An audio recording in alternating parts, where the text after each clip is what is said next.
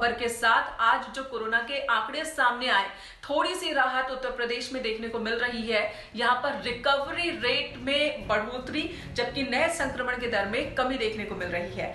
Bulletin की शुरुआत इसी अच्छी खबर के साथ करते हैं। यूपी में पॉजिटिविटी रेट की बात करें तो इसमें कमी दर्ज की जा रही है, रिकवरी रेट बढ़ती हुई दिख रही है। बीते 24 घंटे में आंकड़ों की बात करें तो प्रदेश में 8,737 कोरोना के नए केस मिले। इसके विपरीत 21,108 लोग ठीक हुए हैं, जबकि पिछले 24 घंटे में 255 कोरोना संक्रमितों की मौत भी हुई है। ये आंकड़ा जरूर चिंता का विषय। जिसके बाद यूपी में एक्टिव केसेस की संख्या अब 1,36,342 रह गई। यूपी में पॉजिटिविटी रेट 3.02% है तो रिकवरी 90.06%।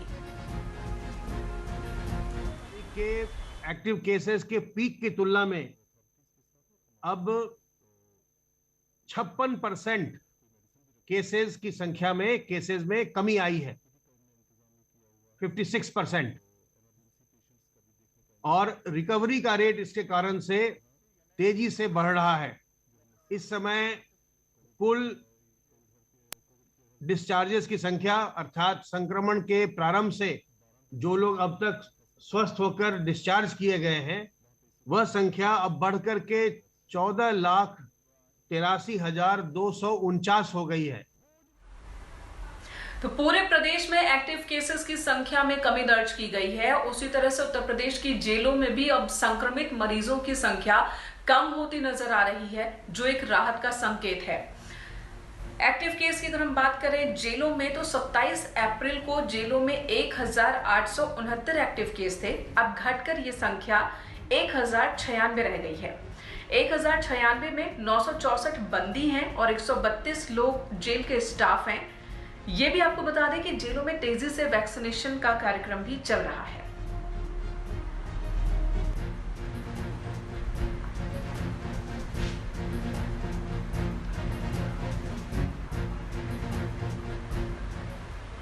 और जानकारों की माने और शासन का ये दावा है कि जो कदम उत्तर प्रदेश में उठाए जा रहे हैं उन्हीं का ये असर है, उन्हीं कदमों का असर है कि इस तरीके से अब मामलों में कमी देखने को मिल रही है। खुद सीएम योगी आदित्यनाथ की बात करें तो वो जिलों का दौरा कर रहे हैं। हर रोज किसी न किसी जिले के दौरे पर अधिकारियों के साथ मीटिंग ले रहे हैं, खुद समीक्षा मीटिंग ले रहे हैं कि कोरोना को किस तरीके से पूरी तरह से खत्म किया जा सके। आज सीएम योगी लखनऊ सूचना निदेशालय पहुंचे, वैक्सीनेशन कार्यक्रम का जायजा लिया। यहाँ पर मीडिया कर्मियों और उनके परिवार को वैक्सीनेट किया गया था और यहीं पर वैक्सीनेशन कार्यक्रम चल रहा है। यहाँ पर चल रहे वैक्सीनेशन का सीएम योगी ने खुद निरीक्षण किया। साथ ही वैक्सीनेशन के काम को लेकर निर्देश दिए हैं कि इसमें और तेजी लाने की जरूरत है।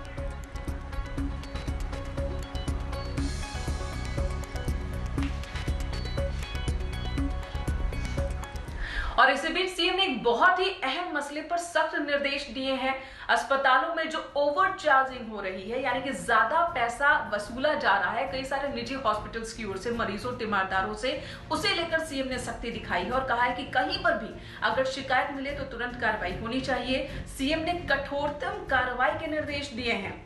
सीएम ने कहा है कि ऐसी शिकायतों पर तत्काल कार्रवाई हो। ओवर चार्जिंग की शिकायत व्यवस्था का उल्लंघन है। साथ ही निजी अस्पतालों को ऐसी गतिविधियों से बाहर आने को कहा है और मॉनिटरिंग करने के लिए भी कहा है।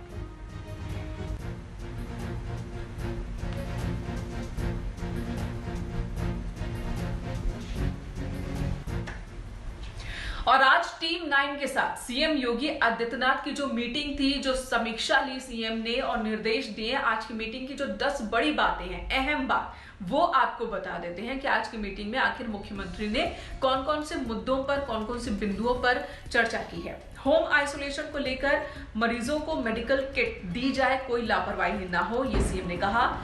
रेमडेसिविर की कालाबाजारी करने वालों पर सख्त एक्शन हो।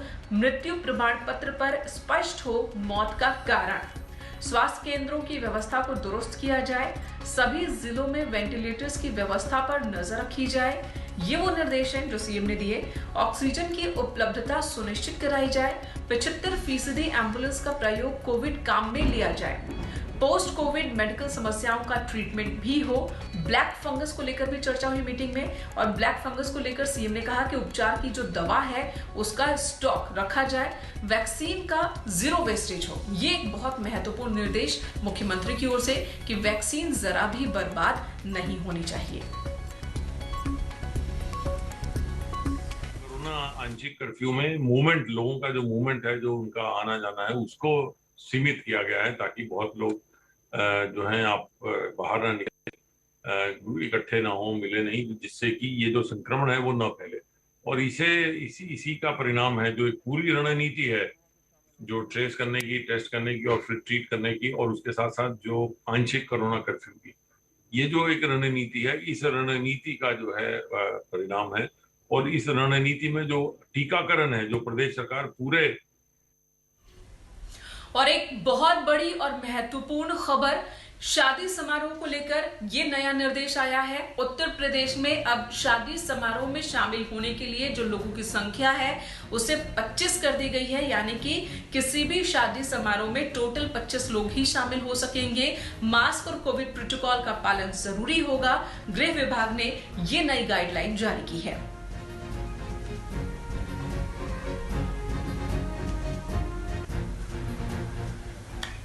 और वहीं इलाहाबाद हाईकोर्ट ने एक बार फिर से कोरोना को लेकर समीक्षा की और उत्तर प्रदेश सरकार से कई सवाल भी किए। इससे पहले भी सख्त टिप्पणी इलाहाबाद हाईकोर्ट की ओर से कोविड कंट्रोल को लेकर यूपी सरकार की ओर के ऊपर किया गया था। और अब सख्त टिप्पणी एक जनहित याचिका पर सुनवाई करते हुए हाईकोर्ट ने यूपी सरकार को खुद ही कोरोना की वैक्सीन बनाने का सुझाव दिया है और इसके लिए बड़े औद्योगिक घरानों और धार्मिक फंड वैक्सीन खरीदने में लगाने का सुझाव भी दिया। साथ ही बीएचयू, गोरखपुर, प्रयागराज, आगरा और मेरठ मेडिकल कॉलेज को पीजीआई स्तर का बनाया जाए, ये भी हाईकोर्ट ने कहा है। हाईकोर्ट ने कहा कि हर गांव में आईसीयू सुविधा वाली 2 एम्बुलेंस होनी चाहिए, हर नर्सिंग होम में ऑक्सीजन वेंटिलेटर की व्यवस्था होनी चाहिए, 30 बेड से ऊपर वाले हर हॉस्पिटल में ऑक्सीजन प्लांट की व्यवस्था हो। हाईकोर्ट ने मेडिकल कॉलेज के अपग्रेडेशन की भी बात की और साथ ही कहा कि इस पर एक रिपोर्ट तैयार करके कोर्ट में पेश की जाए। मामले की अगली सुनवाई 22 मई को होगी।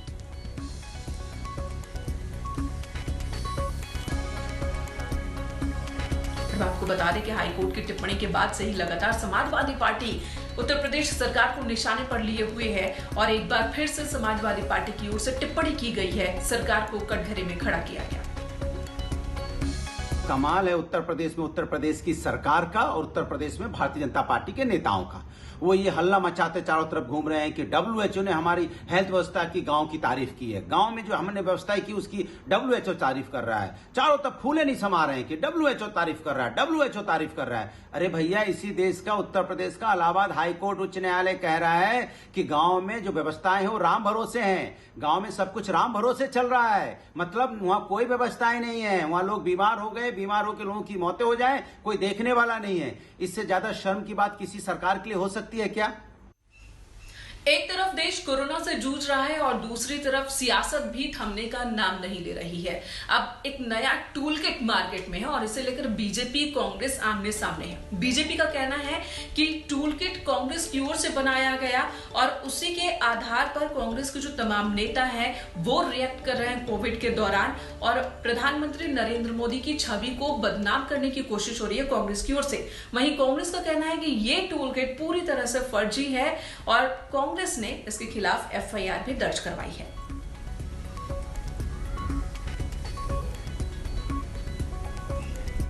एक एफआईआर दर्ज की है जेपी नड्डा, संबित पात्रा, बीएल संतोष, स्मृति ईरानी एवं अन्य नेताओं के खिलाफ जिन्होंने इस तरह के फर्जी कागज को अपने सोशल मीडिया पे और मीडिया पे प्रेस वार्ता के जरिए लोगों को दिग्भ्रमित करने की चेष्टा की और असली मुद्दे से ध्यान हटाने की कोशिश की है। हम चुप बैठने वालों में से नहीं है। नड्डा जी, सुन लीजिएगा बड़ा ध्यान से। और इस वक्त रंजीता झा हमारी सहयोगी फोन लाइन पर मौजूद है। रंजीता, एक तरफ टूल किट आता है, टूल किट में वो तमाम चीजें हैं जो हमने हाल फिलहाल होती हुई देखी हैं। बीजेपी कह रही है ये टूल किट कांग्रेस ने बनाया, पीएम को बदनाम करने के लिए कांग्रेस ने एफआईआर दर्ज करा दी है। आगे क्या हलचल? मेनका देखिए, इस मामले पर बीजेपी और कांग्रेस दोनों आमने सामने है। बीजेपी की तरफ से आरोप लगाया गया कि टूल किट का इस्तेमाल कर न सिर्फ सरकार बल्कि प्रधानमंत्री नरेंद्र मोदी की छवि को खराब करने की कोशिश कर रही है कांग्रेस, और कांग्रेस ने इस पूरे मामले को पूरी तरह से फर्जी करार दिया है। कांग्रेस का ये कहना है कि ये जो पूरा दस्तावेज संबित पात्रा ने अपने प्रेस कॉन्फ्रेंस के दौरान दिया था, ये पूरी तरह से फर्जी है और उसके खिलाफ तुगलक लेन थाना जो दिल्ली में मौजूद है वहां एफआईआर किया गया है, जिसमें बीजेपी के राष्ट्रीय अध्यक्ष जेपी नड्डा, स्मृति ईरानी जो केंद्रीय मंत्री हैं, संबित पात्रा जो प्रवक्ता और इनके अलावा और कई जो बीजेपी के नेता हैं उनके खिलाफ कांग्रेस ने एफआईआर किया है। और कांग्रेस काफी सख्त तेवर में दिख रही है। मेनका कांग्रेस का कहना है कि अगर एफआईआर पर सही तरीके से काम नहीं होता है तो कांग्रेस इस पूरे मामले को लेकर कोर्ट तक जाएगी। जी बिल्कुल, और अब देखना होगा कि कांग्रेस ने तो एफआईआर दर्ज करा दी, कार्रवाई क्या होती है, बीजेपी का रिएक्शन क्या होता है एफआईआर पर, ये भी अब देखने वाली बात होगी। रंजीता, धन्यवाद इस वक्त पूरी जानकारी देने के लिए। और चलिए हम बात कर लेते हैं कि किस तरीके से गंगा किनारे अब प्रशासन का सख्त पहरा है। दरअसल बहुत बड़ी संख्या में लाश गंगा में तैरती हुई नजर आई, सवाल उठे, जिसके बाद सरकार ने ये निर्देश दिया कि गंगा में शव प्रवाहित ना हो, इसके लिए प्रशासन पूरी तरह से कमर कस ले। प्रशासन ने कमर कस ली है, 24 घंटे अब निगरानी रखी जा रही है गंगा तट पर, और इसमें एसडीआरएफ की भी मदद ली जा रही है। के किनारे शवों को दफनाए जाने के मामले में योगी सरकार ने कड़ा फैसला लेते हुए गंगा में शवों को प्रवाहित करने पर पूरी तरह से रोक लगा दी है और नदियों के किनारे एसडीआरएफ और जल पुलिस की तैनाती कर दी गई है। प्रयागराज के आईजी केपी सिंह ने बताया कि कोरोना काल में नदियों के किनारे दफनाए गए शव कोविड मरीजों के नहीं है, बल्कि ये सामान्य मौतों के शव हैं। उन्होंने कहा कि शव के दाह संस्कार में अगर कोई परेशानी हो रही है तो प्रशासन की तरफ से उनकी मदद की जाएगी।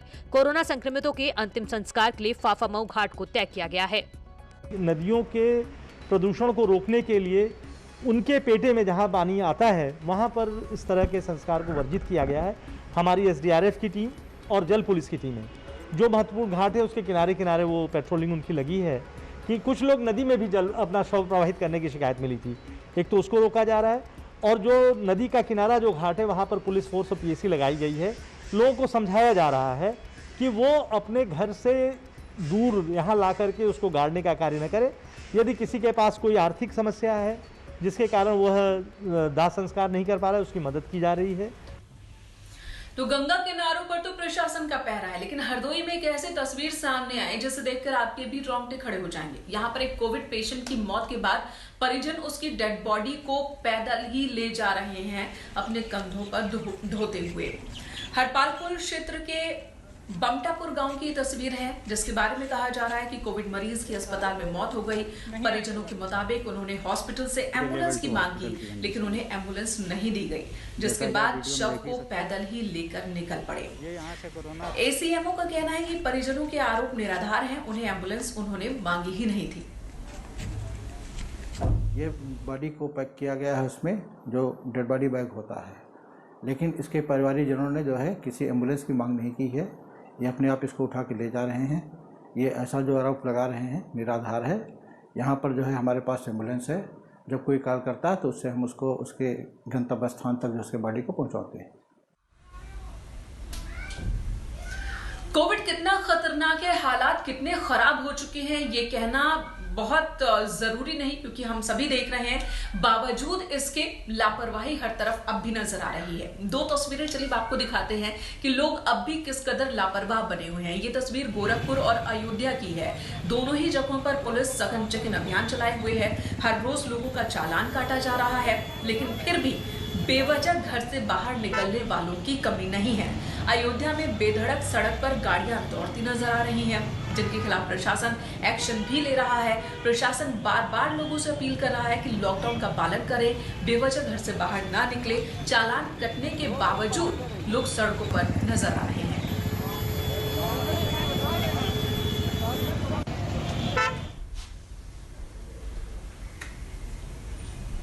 जेल में हुए शूट आउट मामले की, इस मामले की जांच अब तेज हो गई है और इस मामले के तार अब मुन्ना बजरंगी से जुड़ते हुए भी नजर आ रहे हैं, जिसकी हत्या जेल के अंदर ही हुई थी।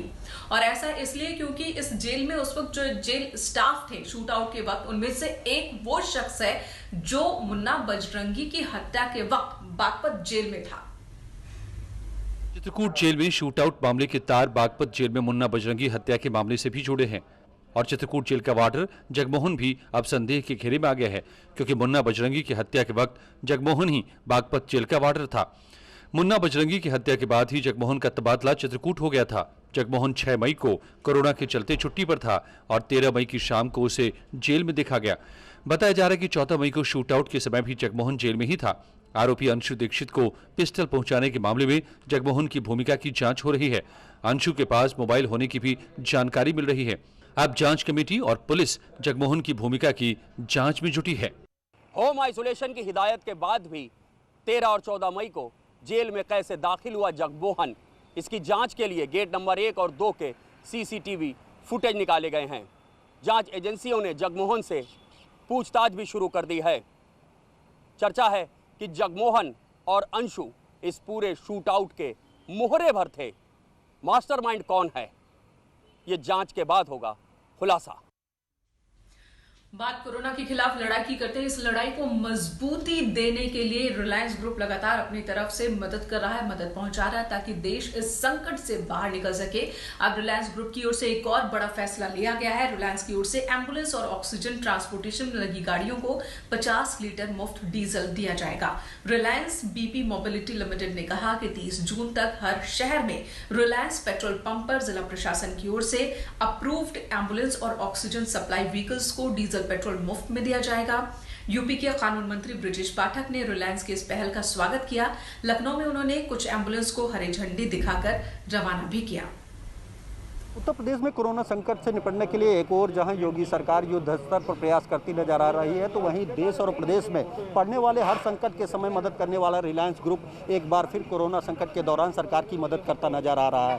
इस दौरान रिलायंस ग्रुप का जो रिलायंस बीपी मोबिलिटी लिमिटेड के तहत जो रिलायंस पेट्रोल पंप आते हैं, वो आज से उत्तर प्रदेश की जो एम्बुलेंस और जो ऑक्सीजन सप्लाई जैसे इमरजेंसी वाहन हैं, उनमें रोजाना 50 लीटर मुफ्त में डीजल और पेट्रोल मुहैया करा रहे हैं। ऐसे में आप देख सकते हैं कि इस वक्त कानून मंत्री ब्रजेश पाठक जी पहुंचे हैं, जिनसे हम बात करेंगे। सर, रिलायंस ने जो ये पहल की है, इसको किस तरह देखते हैं?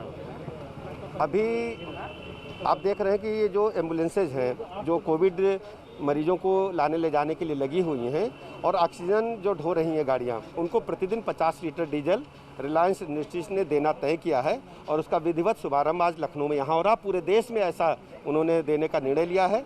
मैं आप सभी का और रिलायंस इंडस्ट्रीज के जिम्मेदार ऑफिसर्स का हृदय से आभार प्रकट करता हूँ कि उन्होंने जनता के हित में बहुत अच्छा निर्णय लिया है। और चलिए बात कर लेते हैं लखनऊ की। लखनऊ में कोरोना को कंट्रोल करने के लिए कौन कौन से बड़े कदम उठाए गए। बीते एक हफ्ते में लखनऊ में कोरोना के केसेस में लगातार कमी देखने को मिली है। वहीं ऑक्सीजन की किल्लत से 3 हफ्ते पहले लखनऊ जूझ रहा था, लेकिन अब यहाँ पर स्थिति इतनी खराब नहीं है।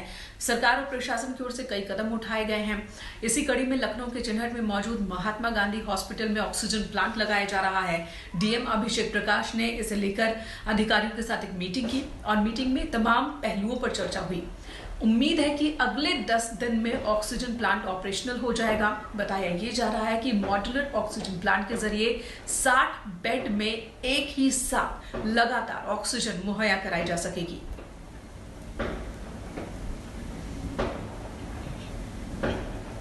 उधर गाजियाबाद की कर लेते हैं। यहाँ पर भी डीएम ने एक नई पहल की है उन लोगों के लिए जो कि कोरोना से प्रभावित है, उनके परिवारों के लिए भी एक पहल गाजियाबाद के डीएम की ओर से की जा रही है। डीएम ने ऑलवेज विद यू कार्यक्रम की शुरुआत की है और इस कार्यक्रम के तहत प्रभावित लोग ईमेल के जरिए प्रशासन से मदद मांग सकते हैं। डीएम की ओर से नियुक्त प्रशासन आपको पूरी मदद करेगा।